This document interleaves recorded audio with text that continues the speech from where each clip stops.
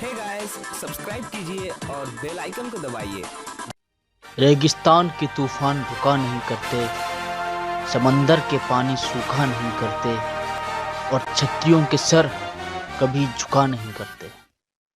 यह बात उस समय की है जब मुगल सत्ता की बागडोर बादशाह जहांगीर के हाथों में थी और वो अपनी सत्ता फैलाने में लगा हुआ था। ठीक उसी समय मध्य भारत की बटियागढ़ रियासत पर महाराज अजीत सिंह जूदेव जी का शासन था। महाराज अजीत सिंह जी लोधी राजपूतों की महदेले शाखा से थे और वो महाराजा जगन्नाथ सिंह जी के वंशज थे, जिन्हें माँ विंध्यवासिनी ने आशीर्वाद दिया था कि तुम्हारे वंश का शासन युग युगांतर तक चलता रहेगा। महाराज अजीत सिंह जी इस वंश के 19वें शासक थे। महाराज अजीत सिंह जी एक कुशल शासक और पराक्रमी योद्धा थे। शत्रु उनके रणकौशल और बाहुबल से डरते थे। महाराजा अजीत सिंह जी की धर्मपत्नी का नाम महारानी ज्ञान देवी था, जो अत्यंत रूपवान और ज्ञानवान थी। कुछ समय बाद महाराजा अजीत सिंह और महारानी ज्ञान देवी जी का पुत्र हुआ, जिसके चेहरे के तेज को देखकर उसका नाम तेजी सिंह रखा गया। इतिहास में कहीं कहीं इनका उल्लेख तेज सिंह के नाम से भी मिलता है। राजकुमार तेजी सिंह जी बचपन से ही बड़े निडर और वीर स्वभाव के थे। उन्हें बचपन से ही तलवारबाजी और घुड़सवारी का शौक था। महाराज अजीत सिंह जी जब भी शिकार आदि पर जाते तो राजकुमार तेजी सिंह को अपने साथ अवश्य ले जाते थे। समय बीतता गया और राजकुमार तेजी सिंह भी बड़े होने लगे। 12 वर्ष की आयु होने तक वो तलवारबाजी और घुड़सवारी में कुशल हो गए थे। एक बार बटियागढ़ और पूना सतारा राज्य के बीच सीमा विवाद को लेकर युद्ध जैसे हालात बन गए थे। अंत में जब इस विवाद का कोई हल नहीं निकला, तब बटियागढ़ के लोधी राजपूत शासक महाराज अजीत सिंह जूदेव और पूना सतारा के सूबेदार राजा जय सिंह की सेनाएं युद्ध के लिए आमने सामने आ गईं। राजा जय सिंह पूना सतारा में मुगल सम्राट जहांगीर द्वारा नियुक्त सूबेदार था। जब जहांगीर को बटियागढ़ और पूना सतारा के बीच युद्ध की खबर मिली, तो वो भी अपनी विशाल मुगल फौज के साथ राजा जय सिंह की सहायता के लिए आ गया। जहांगीर और राजा जय सिंह की मिली जुली फौज के सामने रणबांकुरे लोधी क्षत्रियों की सेना खड़ी थी, जो संख्या में मुगल फौज से कम थी। युद्ध के नगाड़े बज उठे। मुगलों और लोधी क्षत्रियों में भीषण युद्ध आरंभ हुआ। लोधी वीरों ने मुगल सेना को गाजर मूली की तरह काटना आरंभ कर दिया था। जब बटियागढ़ में यह भीषण संग्राम हो रहा था, तब राजकुमार तेजी सिंह अपनी माता महारानी ज्ञान देवी के साथ अपने ननिहाल में थे। उन्हें इस युद्ध की कोई खबर नहीं मिली थी। रणबांकुरे लोधी वीर मुगल फौज का डटकर सामना कर रहे थे। महाराज अजीत सिंह अपनी फौज के साथ मिलकर मल्लेच्छों को मार रहे थे। महाराज अजीत सिंह की सेना जितना मुगलों को मारती, वो उतनी ही और तेजी से बढ़ती जाती। युद्ध भीषण से विकराल हो गया। जब अजीत सिंह के सेनापति ने देखा कि उनके महाराज युद्ध लड़ते लड़ते घायल हो गए हैं, तब उन्होंने महाराज अजीत सिंह के पास जाकर उन्हें किले में वापस लौटने को कहा।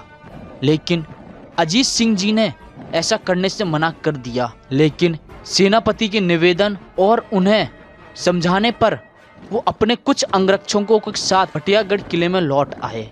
लेकिन उन्होंने अपने सेनापति को आदेश दिया कि वो अपने रक्त की अंतिम बूंद तक इन मल्लेच्छों से लड़ते रहना और इन्हें बटियागढ़ की पावन भूमि पर कदम मत रखने देना। सेनापति ने भी महाराज अजीत सिंह को निराश नहीं किया। उन्होंने भी महाराज को वचन दिया कि शत्रु उनकी लाश पर से होकर ही बटियागढ़ में प्रवेश कर सकेगा, और हुआ भी यही।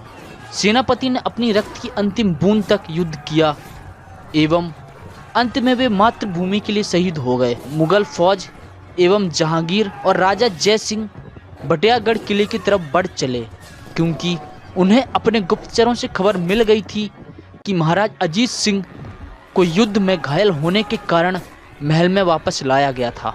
जहांगीर के सैनिकों ने किले को चारों ओर से घेर लिया। चूंकि किले में महाराज के अंगरक्षकों के अलावा कोई सेना नहीं थी, इसलिए जहांगीर के सैनिकों ने आसानी से किले में प्रवेश पा लिया। तब महाराज अजीत सिंह के अंगरक्षकों और मुगल सेना के मध्य युद्ध होने लगा।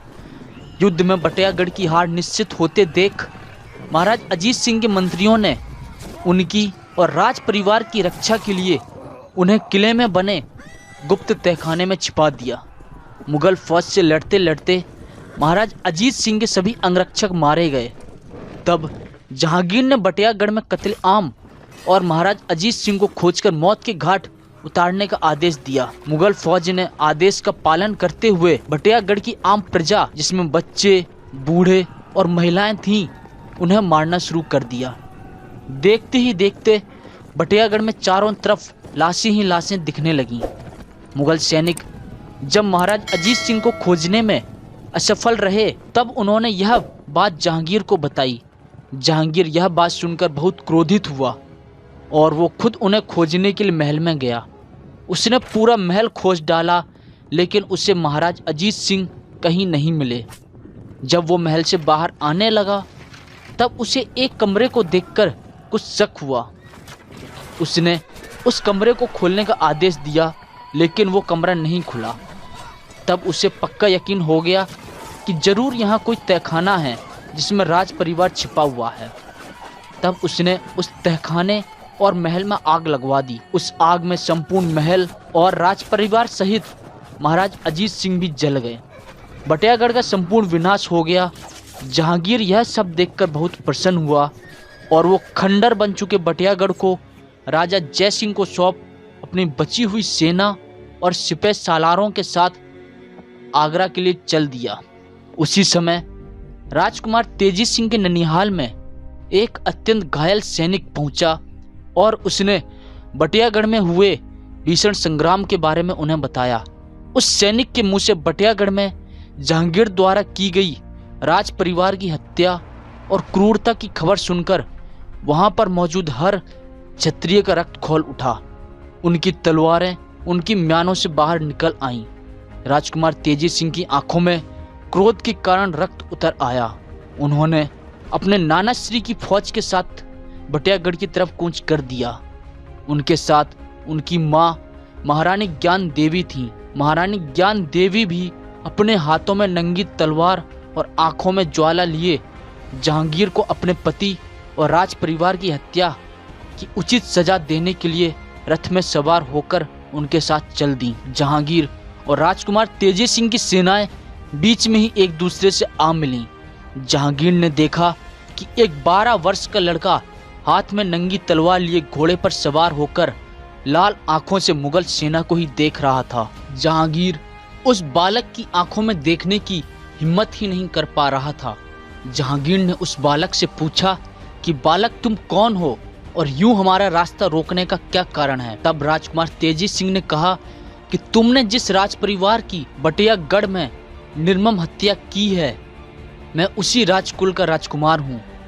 जहांगीर तेजी सिंह की बात सुनकर चौंक गया और उसने सेना को आक्रमण करने का आदेश दे दिया।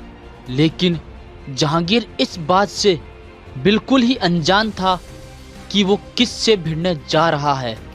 उसे इस बात का बिल्कुल अंदाजा ही नहीं था कि वो चंद्रवंश के उस महान क्षत्रिय कुल के योद्धाओं से भिड़ रहा है, जिन्हें साक्षात इस पृथ्वी पर महादेव के अंश रूप में माना गया है। युद्ध आरंभ हुआ।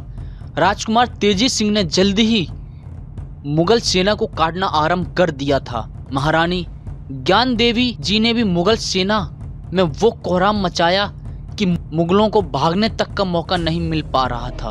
उन्हें देखकर ऐसा लग रहा था कि साक्षात मां काली समर भूमि में उतर आई हों। राजकुमार तेजी सिंह अपने मुंह में घोड़े की लगाम दबाए दोनों हाथों से तलवार चला रहे थे और दुश्मनों को मौत के घाट उतार रहे थे। माँ बेटे का यह विकराल रूप देखकर जहांगीर मुगल सेना के पीछे जा छिपा था। महारानी और राजकुमार ने 1/3 मुगल सेना को मौत के घाट उतार दिया था।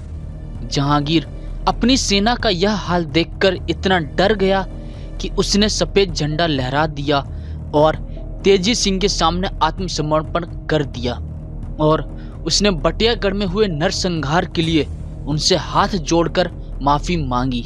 तेजी सिंह लोधी ने भी अपने शरण में बैठे उस अहंकारी मुगल सम्राट को क्षमादान देकर अपने क्षत्रिय धर्म का पालन किया। तब बादशाह जहांगीर ने राजकुमार तेजी सिंह से कहा कि राजकुमार, मैंने आपके जैसा रणबांकुरा, वीर, पराक्रमी, साहसी, महारथी आज तक नहीं देखा। मैं आपके रण कौशल और तलवारबाजी की जितनी प्रशंसा करूं उतनी कम है। महारानी ज्ञान देवी की तरफ इशारा करते हुए जहांगीर ने कहा कि ऐसी वीरांगना माता की कोख से आप जैसा महारथी ही जन्म ले सकता है। जहांगीर ने कहा कि राजकुमार, आप निशंक होकर बटियागढ़ पर शासन करें। भविष्य में कभी भी मुगल साम्राज्य आपके राज्य की तरफ आंख उठा के नहीं देखेगा। और इसके साथ ही जहांगीर ने तेजी सिंह को राजा की पदवी दी। लेकिन महाराज तेजी सिंह ने यह कहकर बटियागढ़ राज्य को नहीं लिया कि हम खंडित जगह पर राज नहीं कर सकते। तब जहांगीर ने उन्हें हिंदुस्तान में कहीं पर भी अपना नया राज्य स्थापित करने की स्वीकृति दी। तब तेजी सिंह ने एक नया राज्य स्थापित किया और उसका नाम तेजगढ़ रखा। श्री श्री 108 राजमान राजराजेश्वरी राजा महाराज तेजी सिंह जूदेव का राज्य अभिषेक 20 जुलाई 1618 ईस्वी में हुआ था। बाद में महाराज तेजी सिंह जूदेव जी ने हीरागढ़ नाम का एक नया नगर बसाया था, जिसे बाद में हीरापुर कहा गया, जिस पर 1842 के समय महाराजा हृदय शाह लोधी जी का शासन था, जिन्होंने 1842 की क्रांति का नेतृत्व किया था। आज वर्तमान में राजा कौशलेंद्र सिंह जूदेव जी इस वंश के शासक हैं, जो हीरापुर में ही निवास करते हैं। आशा और उम्मीद करता हूँ कि आपको यह वीडियो पसंद आई होगी। अगर वीडियो पसंद आए तो वीडियो को लाइक करें, शेयर करें और चैनल को सब्सक्राइब करें। धन्यवाद।